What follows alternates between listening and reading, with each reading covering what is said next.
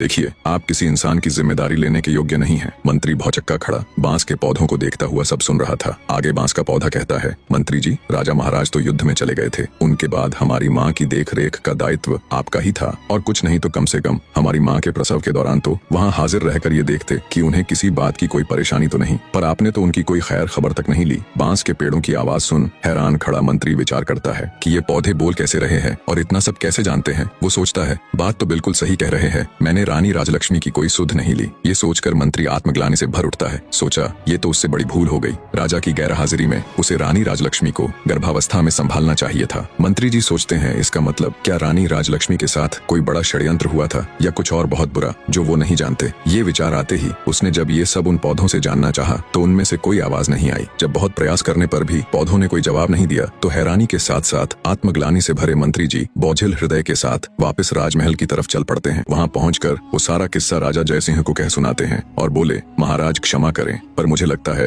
राजमहल में कुछ षड्यंत्र तो जरूर हुआ है। महाराज, आपकी गैर हाजिरी में मैं राजरानी की अच्छी तरह देखभाल नहीं कर पाया। आज उन पौधों की बात सुनकर ऐसा लग रहा है महाराज, जैसे राजमहल में राजरानी राजलक्ष्मी के साथ कुछ बहुत बुरा हुआ है। मैंने उन पौधों से जानने की बहुत कोशिश की, लेकिन उन्होंने मुझे कुछ नहीं बताया। इसलिए मेरा आपसे अनुरोध है कि आपको खुद वहाँ जाकर उन पौधों से बात करनी चाहिए। हो सकता है वो आपको सारी बात बता दें। भरोसेमंद वजीर गौरीनाथ की पूरी बात सुन राजा जयसिंह कहते हैं, ठीक है मंत्री जी, हम वहाँ अवश्य जाएंगे और साथ में अपनी 6 रानियों को भी लेकर जाएंगे। राजा की बात सुन मंत्री जी बोले, महाराज, मेरी आपसे एक गुजारिश है, मैं छोटी रानी राजलक्ष्मी को भी अपने साथ वहाँ लेकर जाना चाहता हूँ। राजा बोले, ठीक है मंत्री जी, आप ऐसा कर सकते हैं, पर वो दुष्ट मेरी आंखों के सामने न आने पाए, इस बात का ध्यान रखना। मंत्री बोला, जी महाराज। अगले दिन राजा जयसिंह अपनी रानियों के साथ आकाश चंपा का रहस्य जानने के लिए निकल पड़े। सबसे आगे रथ में राजा और उसकी पटरानी चल रहे थे। उससे पीछे वाले रथ में राजा की 5 रानियां और पीछे भी अन्य कई प्रमुख सभा सदस्य साथ जा रहे थे। राजा से आज्ञा ले चुके मंत्री ने रानी राजलक्ष्मी को अपने परिवार सहित बड़े आदर से पालकी में उन्हें बिठा दिया था। राजा का काफिला कुछ समय में गांव के बाहर पहुंच गया। वहां पहुंचने पर जंगल के बाहर गांव की सीमा पर वो अपना पड़ाव डाल देते हैं। पूरे राज्य परिवार को आया देख गांव के ग्रामीण उनके स्वागत में जुट गए। कुछ समय विश्राम कर सभी आकाश चंपा के पौधे के पास पहुंच जाते हैं और उसके चारों तरफ घेरा डालकर बैठ जाते हैं। आज भी चंपा का पौधा अपनी सामान्य ऊंचाई पर खड़ा लहलहा रहा था और चारों तरफ अपनी खुशबू बिखेर रहा था। सब लोग उसकी खुशबू से सराबोर हो उठे,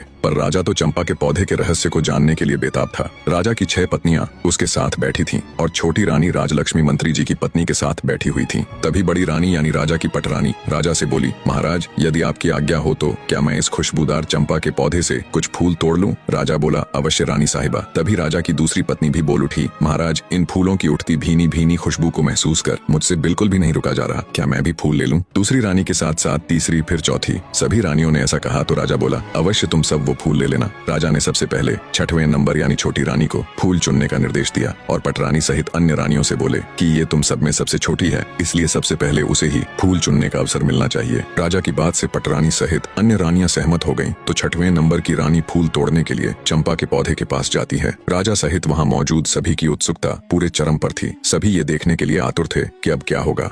रानी ने पेड़ के पास जाकर जैसे ही फूल तोड़ने के लिए अपना हाथ आगे बढ़ाया, तभी चंपा के पौधे से आवाज आई, रुकिए रानी जी, आप मेरी आज्ञा के बिना मेरे फूल नहीं तोड़ सकती। पौधे की आवाज सुन रानी ठिठक कर वहीं रुक जाती है। चंपा के पौधे से आई आवाज इतनी स्पष्ट और तेज थी कि राजा सहित वहाँ मौजूद सभी लोगों ने उसे सुना। अब तक तो राजा ने सिर्फ अन्य लोगों के मुख से ही बोलने वाले चंपा के पौधे के बारे में सुना था, पर अब जब उसने अपने कानों से सुना तो वो भी हैरान रह गया। उसके आश्चर्य की कोई सीमा नहीं थी। तभी चंपा के पौधे से आवाज आई, बांस भैया, हमारी सौतेली छोटी माँ हमारे फूल तोड़ने आई है। मैं टूटू या लगूं आकाश? बांस के पौधे में से आवाज आई, बहन चंपा, लग जा आकाश, ये तो तुम्हें छूने योग्य भी नहीं है। क्या तुम्हें याद नहीं कि इन्होंने हमारी माँ के साथ कैसा अत्याचार किया है? इसलिए बहन, इनके बारे में मत सोच और लग जा आकाश। बांस के इतना कहते ही चंपा की डालियां फिर से ऊपर उठी और आकाश को छूने लगी। रानी पौधे की बात सुन हैरान थी कि ये पौधा क्या बोल रहा है, कहीं हमारी पोल न खुल जाए। उसकी सिट्टी पीटी गुम हो गई। रानी ने सोचा, कहाँ तो फूल तोड़ने आई थी, फूल मिलना तो भाड़ में गया, यहाँ तो हमारा ही किया कराया उजागर हो रहा है। निराश हो चुपचाप वो एक चोर की तरह वापस आकर अपने स्थान पर बैठ गई। दुखी हृदय के साथ खुद में ही खोई।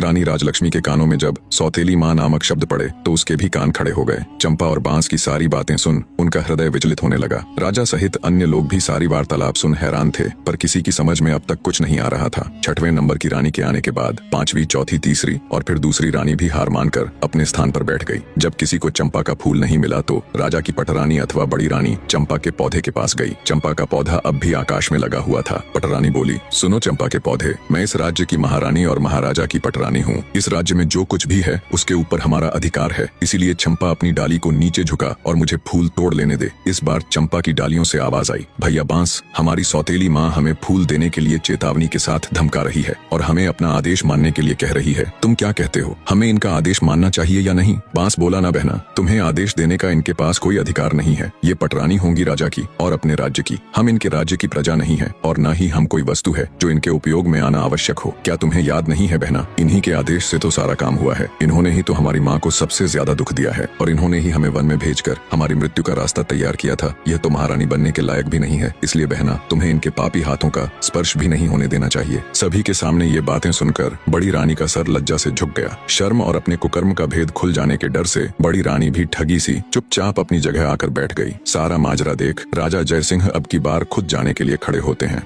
चंपा के पौधे की डालियां अब पहले की तरह वापस अपनी सामान्य ऊंचाई पर आ गई। अब की बार राजा जयसिंह खुद उठे और फूल तोड़ने के लिए पौधे के पास गए। जब राजा ने फूल तोड़ने के लिए अपने हाथ आगे बढ़ाए तभी चंपा के पौधे से आवाज आई, ना ना महाराज, आप यह भूल कभी मत कीजिएगा। आपको फूल तोड़ने से रोकने के लिए मैं अपने भैया से भी अनुमति नहीं लूंगी और यदि भैया अनुमति दे भी देंगे तो भी मैं आपके हाथों में नहीं आऊंगी। इसलिए आप अपने हाथ पीछे ही रखिए और फूल तोड़ने का विचार त्याग दीजिए। चंपा के पौधे की बात सुन राजा जयसिंह हैरान रह गया। सोचा आखिर ऐसा क्या हुआ कि उनको रोकने के लिए चंपा अपने भाइयों से भी अनुमति नहीं ले रही। राजा बोला, हे चंपा के पौधे, मैं इस देश का राजा हूँ। मैंने कभी भी किसी के साथ अन्याय नहीं किया। मैं अपनी प्रजा को अपनी संतान की तरह मानता हूँ। मेरे राज्य में मनुष्य ही नहीं पशु पक्षी भी खुश और स्वतंत्र है। मैंने आज तक किसी को जरा सी भी तकलीफ नहीं दी। फिर मुझसे ऐसी क्या भूल हो गई कि मुझे अपने फूल लेने से रोकने के लिए आपको अपने भाइयों से भी पूछने की जरूरत नहीं पड़ी? तब चंपा के पौधे से आवाज आई, हे राजा महाराज, इसमें कोई शक नहीं कि आपने आज तक किसी भी जीव जंतु को कोई तकलीफ नहीं दी, परंतु महाराज आप में एक सबसे बड़ी कमी है कि आप कान के कच्चे हैं। जो कोई भी आपसे जैसा भी कहता है आप बिना सच्चाई जाने वैसा ही मान लेते हैं। खुद से कभी भी सच्चाई जानने की कोशिश नहीं करते। आपने प्रजा को तो संतान मान लिया, लेकिन क्या कभी आपने अपनी संतान की खोज खबर करने की जरा सी भी कोशिश की? क्या आपने कभी ये जानने की कोशिश की कि आपकी अपनी संतान कहाँ है? अरे छोड़िए राजा महाराज, आप तो अपनी गर्भवती पत्नी की भी सुरक्षा तक नहीं कर पाए। बिना सच्चाई का पता किए आपने एक सच्ची नारी को धोखेबाज कहकर नौकरानी बना दिया। तो जाइए महाराज, जाकर अपने राज्य को संभालिए। आप मेरे फूलों के बिल्कुल भी योग्य नहीं हो। चंपा के पौधे की बात सुन बेचारा राजा निरुत्तर हो गया और चुपचाप मुंह लटकाए वापस अपनी जगह पर आकर बैठ गया। उनके मन में हजारों सवाल एक साथ उठ रहे थे। उन्हें कुछ समझ नहीं आ रहा था, क्या सच है क्या झूठ। राजा अपने विचारों की उधेड़-बुन में खोया हुआ था। तभी वजीर गौरीनाथ उनके पास आता है और कहता है, महाराज आप यदि आदेश दे तो हम छोटी रानी राजलक्ष्मी को भी फूल तोड़ने के लिए एक बार पौधे के पास भेज कर देखे। राजा कुछ कहते उससे पहले ही पटरानी बोल उठी, मंत्री जी, जो फूल महाराज के हाथों भी नहीं टूटे वह इस धोखेबाज के हाथों कैसे टूटेंगे? मंत्री जी ने प्रश्नवाचक दृष्टि से राजा की ओर देखा। चंपा के पौधे से अब तक की हुई इतनी बातों से राजा के मन में भी शंका पैदा होने लगी थी। उन्होंने अपनी शंका दूर करने का निर्णय लेते हुए मंत्री जी को अनुमति दे दी। मंत्री रानी राजलक्ष्मी के पास जा उन्हें फूल तोड़ने के लिए कहते हैं। मंत्री की बात सुन रानी राजलक्ष्मी अनमने मन से उठी और चंपा के पौधे की तरफ देखती हुई बोली, मंत्री जी, पौधे की डालियां काफी ऊंचाई पर हैं, मेरे हाथ वहां नहीं पहुंचेंगे। मंत्री बोला, रानी जी आप एक बार वहां पर जाकर कोशिश करके देखिए तो सही। मंत्री जी के समझाने पर रानी राजलक्ष्मी हिम्मत करके चंपा के पौधे के पास गई। पौधे के पास जाकर जब रानी ने अपने हाथ बढ़ाकर चंपा के पौधे के तने को छुआ और उसे प्यार से सहलाया तो पौधे के स्पर्श से रानी को असीम आनंद मिला, जैसे वह अपनी औलाद को सहला रही हो। तभी चंपा के पौधे से रुंधी हुई आवाज आई, भैया बांस। बांस ने कहा, बहन चंपा तुम रो रही हो? चंपा ने कहा, हाँ भैया, रुका ही नहीं गया, क्योंकि आज हमारी माँ मेरे फूल लेने आई है। उनके प्यार भरे प्रथम स्पर्श से मैं आनंदित हो गई, इसलिए मेरा हृदय भावुक हो गया। माँ शब्द सुनते ही रानी राजलक्ष्मी भी भावुक हो उठी। तभी चंपा के पौधे से आवाज आई, बांस भैया आप मुझे आदेश दे कि अब मैं क्या करूं? मेरी तो इच्छा हो रही है कि मैं अपनी माँ के चरणों में अपने सारे फूल समर्पित कर दूं। इस पर सभी बांस के पौधों से एक साथ आवाज आई, हाँ बहन चंपा तुम बिल्कुल सही हो, तुम्हारा दिल जो कह रहा है वही करो। माँ के चरणों में तो